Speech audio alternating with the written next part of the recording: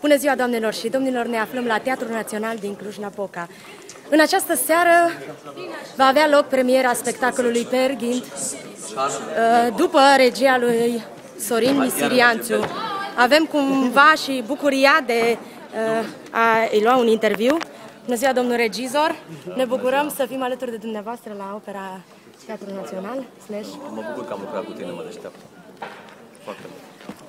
Să dea Dumnezeu să facă om și ție, din și vouă, tine. fetelor, și o să vedeți cum să mai lucrăm.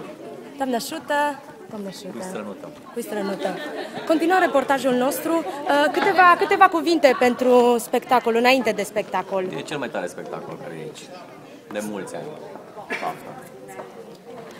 Alături de noi, șoc, Dudu Izabel. E cel mai tare spectacol din seara asta. Cu Sorin Misirianțu. Cum din seara asta? Regizat de Sorin Misirianțu.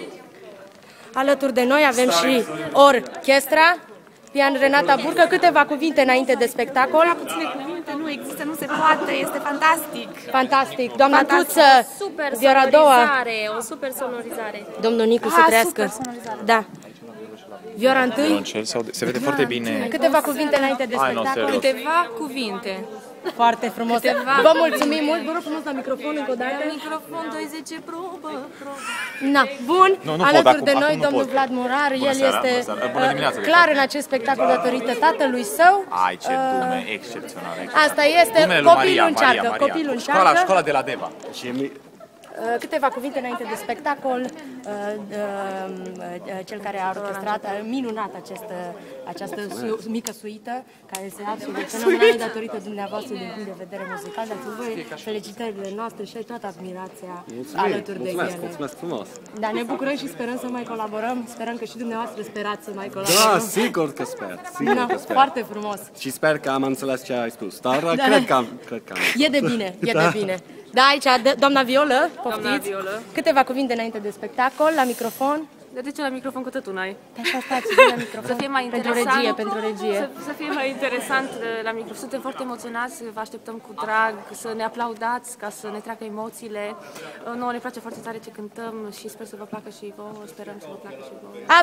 Absolut, șoc. Fetele de la 3 o'clock. Aici suntem. Nicol, Salut! Fetelor, câteva cuvinte înainte de spectacol. Suntem nerăbdătoare. Vin la valierele, ne scuzați, vin la valierele. Scuzați, ne pregătim. Încheiem transmisiunea noastră directă, în afară de domnul Balind, pe care trebuie să-l intervievăm și pe el. Moartea. Vocea aia. Moș Crăciun și prietenii săi. Nu. Nu, vocea aia. Da. Adu la mine pe Per Ghint. Hopa. Se anunță o atmosferă incendiară. Micuțul creier. Câteva cuvinte înainte de spectacol, Dalma Covaci, cea care ne-a susținut și a fost răbdarea în acest spectacol. Succes!